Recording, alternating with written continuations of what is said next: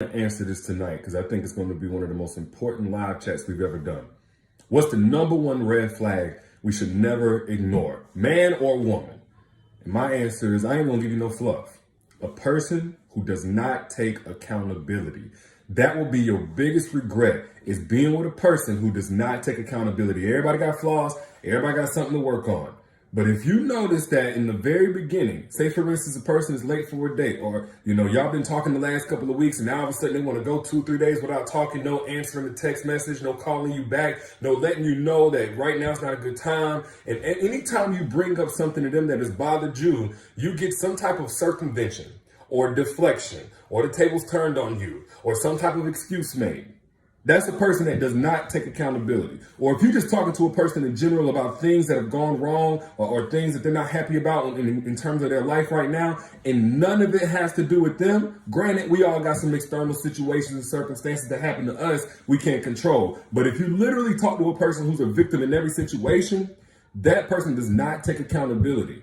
And it's really dangerous to be with a person who does not take accountability, because it leads to something I don't think we talk enough about, and that's relationship loneliness. When you feel more alone in a relationship with a person than you felt even whenever you were single.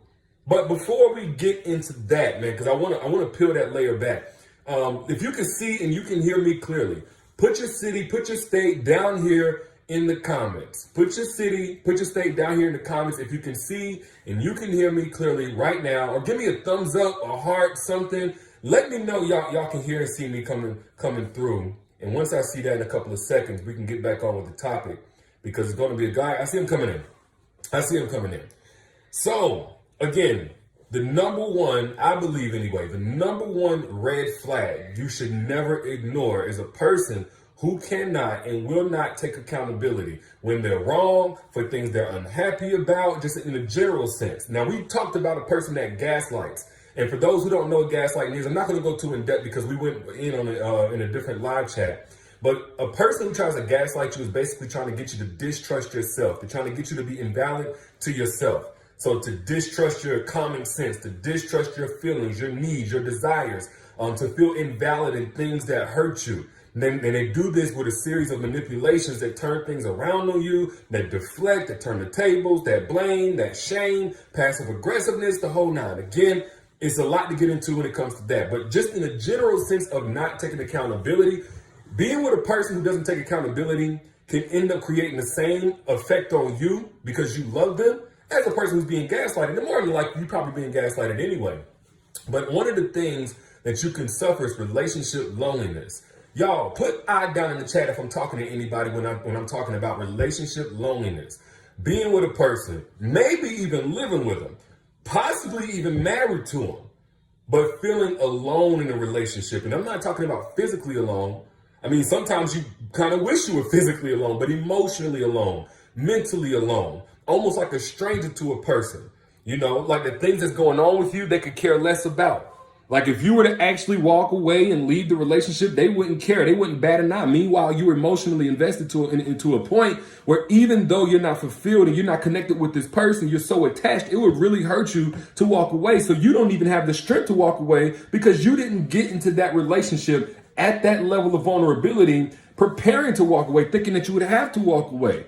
So feeling powerless and helpless in that. Put I down in the chat if you've ever been in this situation. I'm trying to break it down because some people just don't know. Some people never been in this, and I'm not saying it's a bad thing. But for those who have, where you want to talk about, hey, this is what I would like to do. But in the time that you try to talk about it, it's been made to feel so small or trivial or stupid. Like that's the person that doesn't take accountability will do things like that because everything's about making them comfortable. They're not willing to validate or recognize you on an emotional level in any way that inconveniences them. That's a person that won't take accountability. That's why whenever you do have an issue you want to bring to the forefront, hey, you've been inconsistent in this area, or hey, you're violating one of my boundaries in this area. The first thing is to go into defense for how they feel. Screw how you feel. They want to go to protect how they feel. Whether it's a lack of maturity, a bad raising, narcissism, whatever it may be, a lack of accountability will lead you into a relationship where, again, you feel this small. And then at some point, again, because you're attached, and you could be attached from a very unhealthy place, by the way. That's a little bit different conversation, but you have to be careful about that. This is the part where you take accountability for what you allow to continue. We all have been there. It is what it is. No judging, no shaming. But back to what I was saying.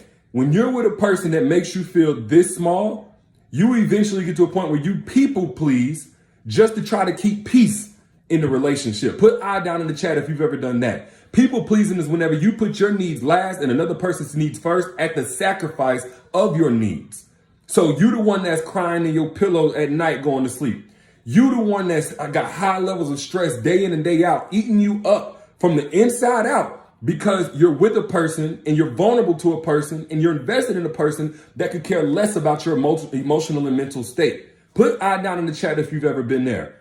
If you've ever been in a relationship where, you know what, you got this person that said that they love you, maybe even to the outside world, looks like they love you, but you have to go outside your relationship to a mother, a friend, a coworker, a YouTube video, a book, in order just to be understood. And it sucks because it feels like, wow, everybody else understands and cares how I feel, but the person I feel the most strongly about. Put I down in the chat if you've ever been there. And of course, you're a bad person, if you were to indulge in somebody else being able to understand and empathize with you that ain't in your relationship, then you're a bad person.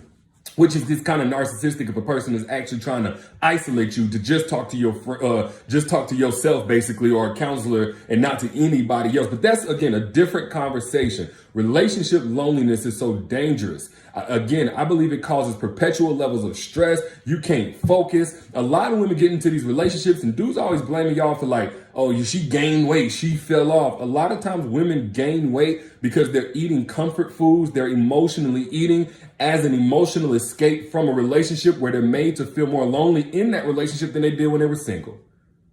That's why. It ain't healthy weight, because she's getting a lot of sex, whatever. No, that it could be a thing.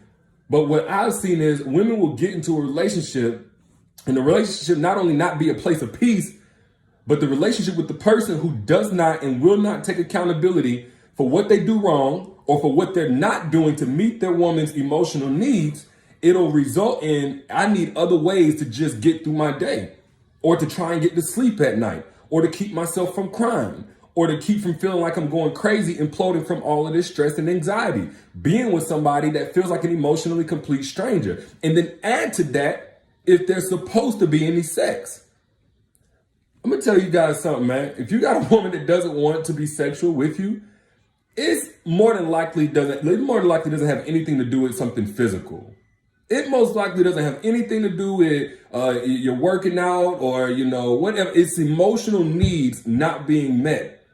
Because when a woman feels like you don't care about her emotional needs, her body, even if she consciously wants to jump into action every single time, because she can do that sometimes, but her body is going to be so linked to those unmet emotional needs, it's not going to respond to you. No matter what you do to touch her. Matter of fact, it's going to feel gross whenever you touch her. I'm giving y'all some, ladies, tell me if I'm speaking facts or foolishness. Tell me if you agree or disagree, because it's probably coming from me, they probably don't want to hear it. But tell me if you agree or disagree where you've been in a situation where a man felt like a complete stranger to you on an emotional level, or you just felt like he really didn't care about you on an emotional level. And the man that you were once attracted to now repulsed you. Now, whenever you got in bed and there was any type of physical touch, it made you kind of cringe a little bit. Now you almost have to force yourself into that space to even function in a sexual capacity. And maybe even if you do, you feel like you can't wait until the sex is over with. For guys, let me tell you something, man. That ain't just a woman falling off, getting comfortable, man. That's probably you not meeting her emotional needs and probably not being accountable. I've never seen a relationship work with a person where either person was not willing to be accountable. And I've never seen a relationship not work whenever two people were both willing to be accountable. That's just me. That's just me. Now, let me tell y'all something. Ladies, I'm not saying there's no hope if a man is not taking accountability. There was a woman that asked me this, but this goes both ways. But I'm not saying there's no hope. What I'm going to say is this. If at some point he's not willing to acknowledge that he hasn't been taking accountability, It's in your best interest to save yourself and stop saving that relationship. Or else you're going to lose yourself in the effort to love this person that won't take accountability. That's one of the dangers to trying to love somebody who refuses to take accountability, refuses to acknowledge what you need from the relationship. Everything becomes about them and you end up losing yourself in the process. Now, some of y'all are already in that situation and you need to go ahead and clear your slate, clear your plate so that a king can bring something to the table. You know, that's the number one reason. We're going to go on number one reasons all day. Let's talk about the number one reason a lot of y'all miss out on the man that deserves you. The man that deserves you. We always talk about what a woman deserves. Let's talk about what type of man actually deserves the woman that you are in terms of what you bring to the relationship. A truly evolved man that doesn't have to be begged to grow up every other day or in every single situation because he came into the relationship already grown. Now, like most times, I already see it. Where are these men at? Where are these men at? It's not about finding the men. It's about knowing what strategically attracts those men into your life. And yes, there are 7 strategies that will attract an evolved man into your life. Now, we already been here for a while, and I went in on this on my free masterclass, Secrets to Making Evolved Men Crave You. I should have named the Secrets to Making Evolved Men Chase You based on the results from thousands of women who already watched this. It's absolutely free right now. If you have not gotten access to that masterclass, click the link down here. I extended access temporarily for those who missed it the first time. Click access to this comment, the link that's in this comment, click get access. Watch that. It's over an hour going in on how to make evolved men crave you, how to position yourself, how to identify them, the whole 9. But back to what I was saying. One of the biggest red flags you do not want to ignore early on, or even if you're already in a relationship, is when a person just refuses to take accountability. They're always a victim. Everybody else to blame for everything wrong in their life. No matter what it is, they didn't do nothing wrong. The only thing they did wrong was let somebody else do them wrong that caused them to be who they are. If you see that red flag, don't paint it green. You need to run the other way. You'll be glad you did, and you'll regret it if you don't. But those are just my thoughts. Y'all share this. If anything in this stream resonated with you, share this right now, because I guarantee you somebody else in your timeline has dealt with this, is dealing with this, and needs to hear this message. And don't forget to get access to the free masterclass, Secrets to Making Evolved Men Crave You. It's pinned down here in the comments. That comment that's pinned right here, it's the link that's in this comment. Also, in the caption.